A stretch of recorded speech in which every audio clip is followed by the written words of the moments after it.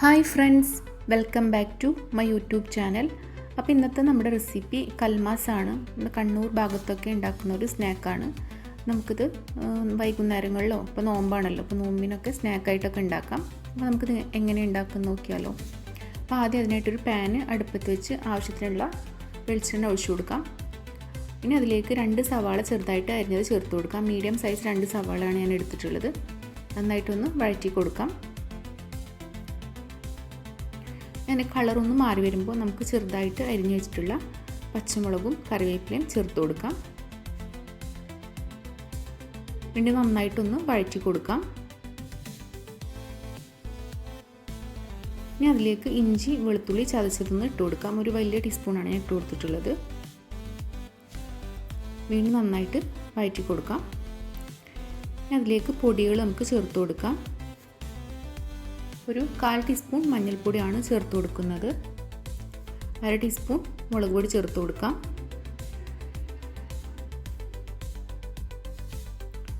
ഇനി മസാലയ്ക്ക് ആവശ്യത്തിനുള്ള ഉപ്പ് കൂടെ നമുക്ക് ഈ ടൈമിൽ ചേർത്ത് കൊടുക്കാം. ഇനി ഒരു 1/4 ടീസ്പൂൺ കുരുമുളക് പൊടി ചേർത്ത് കൊടുക്കാം. 1/2 ടീസ്പൂൺ ഗരം മസാലപ്പൊടി കൂടി ചേർത്ത് കൊടുക്കാം. ഗരം മസാല ഞാനിവിടെ തന്നെ വീട്ടിൽ തന്നെ വറുത്ത് പൊടിച്ചതാണ്. എല്ലാത്തിലും ബിരിയാണിയിലും കറികളിലും ചിക്കൻ കറി ബീഫ് കറി എല്ലാത്തിലും അത് തന്നെയാണ് ചേർക്കുന്നത്. അപ്പോൾ അത് കുറച്ച് ചേർത്ത് കൊടുക്കാം. നമുക്ക് ചിക്കൻ വേവിച്ച് വെച്ചിട്ടുള്ള മഞ്ഞൾപ്പൊടി കുരുമുളക് പൊടി ഉപ്പ് ചേർത്തിട്ട് വേവിച്ച് വെച്ചിട്ടുള്ള ചിക്കനാണ്. ചെറുതായിട്ടൊന്ന് കറക്കിയെടുക്കാം. മിക്സിയിലിട്ട് ഒന്ന് കറക്കിയെടുത്താൽ മതി. അപ്പോൾ ഇങ്ങനെ നന്നായിട്ട് കറക്കിയെടുക്കേണ്ട. അപ്പോൾ ഇങ്ങനെ ഭയങ്കരമായിട്ട് അരഞ്ഞ പോലെ ആവും. അപ്പോൾ അതുകൂടെ ചേർത്ത് കൊടുക്കാം.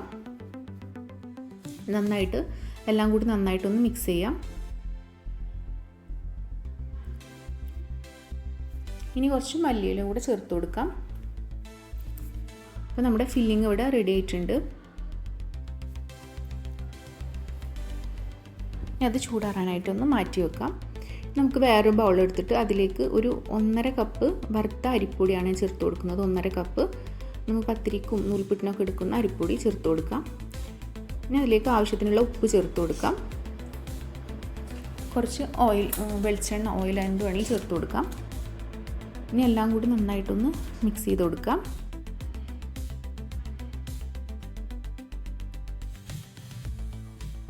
ഇനി അതോടെ മാറ്റി വെച്ചിട്ട് മിക്സിയുടെ ചെറിയ ജാർ എടുത്തിട്ട് അതിലേക്ക് ഒരു 1/4 കപ്പ് തേങ്ങ ചേർത്ത് കൊടുക്കാം.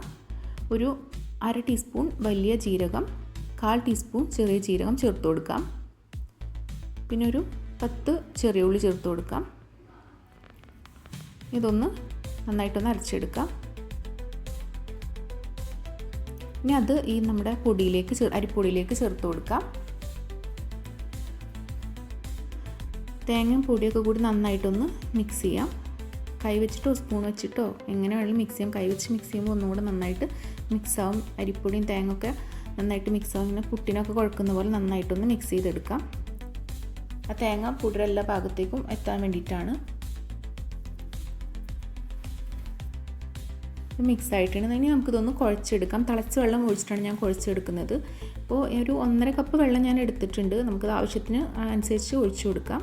അപ്പോൾ കുറച്ച് ഒഴിച്ചു കൊടുക്കാം. ഒന്നിച്ച് ഒഴിച്ചു കൊടുക്കണ്ട.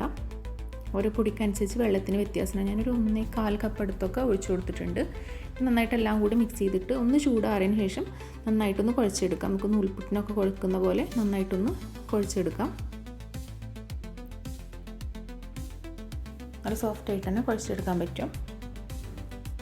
മാവ് ഇവിടെ റെഡി ആയിട്ടുണ്ട്. നന്നായിട്ട് കുഴച്ചെടുത്തിട്ടുണ്ട്.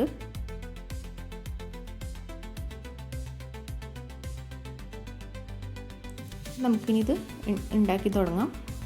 അപ്പം ഈ മാവിൽ നിന്ന് ആദ്യം ഒരു ഉരുളെടുത്തിട്ട് കയ്യിൽ വേണമെങ്കിൽ കുറച്ച് ഒന്ന് വെളിച്ചെണ്ണ ഒന്ന് തേച്ച് കൊടുക്കാം. ഒരു ഉരുളെടുത്തിട്ട് കയ്യിൽ വെച്ച് നന്നായിട്ടൊന്ന് പരത്തിയെടുക്കാം. നമുക്ക് ഉന്നക്കായ്ക്കൊക്കെ ആ ഷേപ്പ് ഉണ്ടല്ലോ, അതേപോലെ ഓരോരുത്തർ എങ്ങനെയാണ് പരത്തുന്ന ആ ഒരു ഐഡിയക്ക് അനുസരിച്ച് പരത്തി കൊടുക്കാം. കുഴി പോലെ ആണെങ്കിലും എങ്ങനെയാണെങ്കിലും നമുക്ക് ഉന്നക്കായ ഉണ്ടാക്കും. കൊഴുക്കട്ട ഉണ്ടാകുമ്പോൾ ഉള്ളിൽ ഫില്ലിങ് വെക്കില്ല. അപ്പോൾ ഉള്ളിൽ ഒരു ഫില്ലിങ് വെക്കുന്ന ഒരു രീതിയിൽ അത് പുറത്താവാത്ത രീതിയിൽ എങ്ങനെ ഒന്ന് മടക്കിയെടുക്കാം. ഇങ്ങനെ വെച്ചിട്ട് നന്നായിട്ട് രണ്ടറ്റവും കൂടി നന്നായിട്ടൊന്ന് ഒട്ടിച്ചെടുക്കാം. ഇത് പറയുമ്പോൾ ഇങ്ങനെ നല്ല മനസ്സിലാവുമെന്ന് വിചാരിക്കുന്നു. അപ്പോൾ 2 സൈഡും നന്നായിട്ട് ഒടിച്ചു കൊടുക്കാം. മസാലയൊക്കെ ഉള്ളിൽ പുറത്ത് വരാത്ത രീതിയിൽ നന്നായിട്ടൊന്ന് എല്ലാ സൈഡും ഒന്ന് ഒട്ടിച്ചു കൊടുക്കാം. ഉന്നക്കായുടെ ഒരു ഷേപ്പിലാക്കിയെടുക്കാം. ഉന്നക്കായുടെ ഒരു ഷേപ്പാണ് ഇതിനുള്ളത്.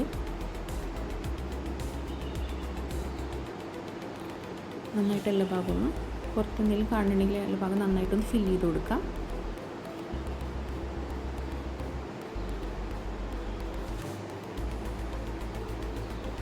നന്നായിട്ട് മുറ്റിയെടുക്കാം. അപ്പോൾ ഈ ഒരു ഷേപ്പിലാണ്, നമ്മൾ ഉന്നക്കായുടെ ഒക്കെ ഒരു ഷേപ്പിലാണ്. അപ്പോൾ ഇതേപോലെ നമുക്ക് എല്ലാം ഉണ്ടാക്കിയെടുക്കാം. നമുക്കിതൊന്ന് ആവി കയറ്റിയെടുക്കണം. അപ്പോൾ ഞാനിത് 2 ബാച്ചായിട്ടാണ് ആവി കയറ്റുന്നത്, ഒന്നിച്ച് ആവി കയറ്റുന്നില്ല. ഇനി ആവി കയറിയില്ലെങ്കിലും അപ്പോൾ 2 ബാച്ചായിട്ടാണ് ഞാനിത് ആവി കയറ്റിയെടുക്കുന്നത്. ഒരു 15 മിനിറ്റൊക്കെ മതിയാവും ഇതൊന്ന് വെന്ത് കിട്ടാൻ.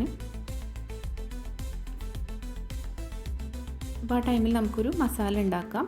അപ്പോൾ ഒരു ടീസ്പൂൺ, ഒരു വലിയ ടീസ്പൂണാണ് കേട്ടോ ചേർക്കുന്നത് കാശ്മീരി ചില്ലി പൗഡർ, ഒരു 1/2 ടീസ്പൂൺ മഞ്ഞൾപ്പൊടി, ആവശ്യത്തിന് ഉപ്പും ചേർത്തിട്ട് കുറച്ച് വെള്ളം ഒഴിച്ചൊന്ന് കട്ടിയിലൊന്ന് നമുക്ക് കലക്കിയെടുക്കാം. ഇതിൽ മുക്കിയിട്ട് വേണം നമുക്കിതൊന്ന് ഫ്രൈ ചെയ്തെടുക്കാൻ. അപ്പോൾ ഭയങ്കരമായിട്ട് ലൂസാവണ്ട, കുറച്ചൊരു തിക്കായിട്ട് നമുക്കിത് കലക്കിയെടുക്കാം. ഈ ഒരു രീതിയിലാണ് കലക്കിയെടുക്കുന്നത്. അപ്പോൾ നമ്മുടെ ആവി വന്നിട്ടുണ്ട്, ഇത് വെന്തിട്ടുണ്ട്, നമ്മുടെ കൽമാസ് ഇവിടെ വെന്തിട്ടുണ്ട്. ഇങ്ങനെ വേണമെങ്കിൽ ഇങ്ങനെയും കഴിക്കാം. അപ്പോൾ ഒന്നുകൂടെ ഹെൽത്തി ആവും, അതിന് വേറെ ടേസ്റ്റാണ്. നമ്മൾ ഫ്രൈ ചെയ്തിട്ടാണ് അതിൻ്റെ സാധാരണ അത് ഉണ്ടാക്കുന്ന രീതിയിലാണ് ചെയ്യുന്നത്. അപ്പോൾ ഒരു പാനിലേക്ക് കുറച്ച് വെളിച്ചെണ്ണ, ഒരുപാട് ഒഴിച്ചു കൊടുക്കേണ്ട, ആവശ്യത്തിനുള്ള വെളിച്ചെണ്ണ വളരെ കുറച്ച് ഒഴിച്ചു കൊടുത്താൽ മതി. നമുക്ക് ഈ വെന്തിട്ടുള്ള ഈ കൽമാസ് ഓരോന്നായി എടുത്തിട്ട് ഈ മസാലയിലൊന്ന് മുക്കിയിട്ട് നമുക്ക് ഫ്രൈ ചെയ്തെടുക്കാം. മസാല നന്നായിട്ട് അങ്ങനെ പിടിച്ച് വരും, ഒരുപാട് ലൂസാക്കണ്ട. നല്ല വേണമെങ്കിൽ അതിൽ കുറച്ച് കറിവേപ്പില കൂടെ അരിഞ്ഞിട്ട് കൊടുക്കാം. ഇപ്പോൾ ഒരു ഭാഗം ഒന്ന് ആയി വരുമ്പോൾ നമുക്ക് തിരിച്ചിട്ട് കൊടുക്കാം. പെട്ടെന്ന് തന്നെ ആവും, കാരണം ഈ മസാല ഒന്ന് മുരിഞ്ഞ് കിട്ടിയാൽ മാത്രം മതി, ബാക്കിയെല്ലാം വെന്തിട്ടുള്ളതാണല്ലോ. അപ്പോൾ ഒന്ന് ആ ഒരു സൈഡൊന്ന് മുരിഞ്ഞ് വരുമ്പോൾ ഒന്ന് തിരിച്ചിട്ട് കൊടുക്കാം.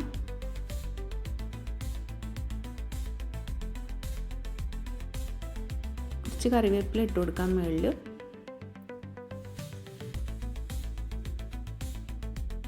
ഒന്ന് തിരിച്ചും മറിച്ചൊക്കെ ഇട്ടിട്ട് ഒന്ന് എല്ലാ ഭാഗവും ഒന്ന് മുരിപ്പിച്ചെടുക്കാമെന്നുള്ളതാണ് ഉള്ളതാണ്. ഒരുപാട് വെന്ത സാധനമായതുകൊണ്ട് ഒരുപാട് വേവേണ്ട ആവശ്യമില്ല. അപ്പോൾ ആ ഒരു മുളകിൻ്റെ ഒക്കെ ഒരു മസാലയൊക്കെ ഒന്ന് മുരിഞ്ഞ് കിട്ടുക എന്നുള്ളതാണ്.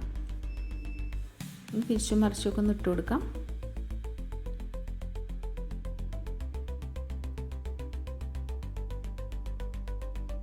അപ്പോൾ അത് ഇവിടെ റെഡി ആയിട്ടുണ്ട്. അപ്പോൾ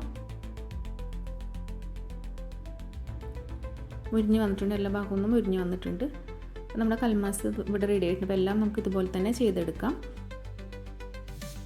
അപ്പോൾ നമ്മുടെ കൽമാസ് എല്ലാം ഇവിടെ റെഡി ആയിട്ടുണ്ട്.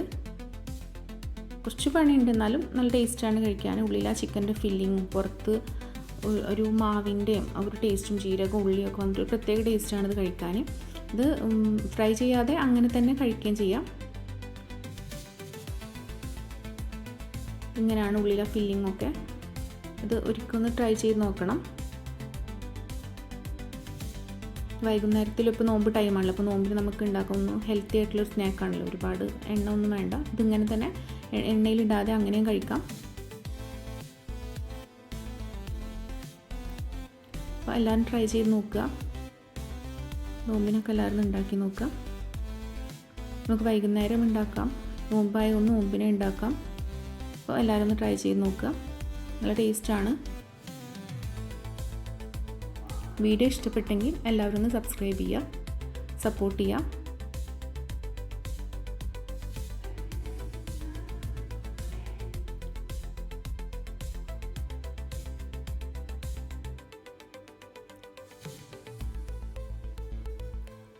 പുതിയൊരു വീഡിയോ ആയിട്ട് വരാം. Thank you.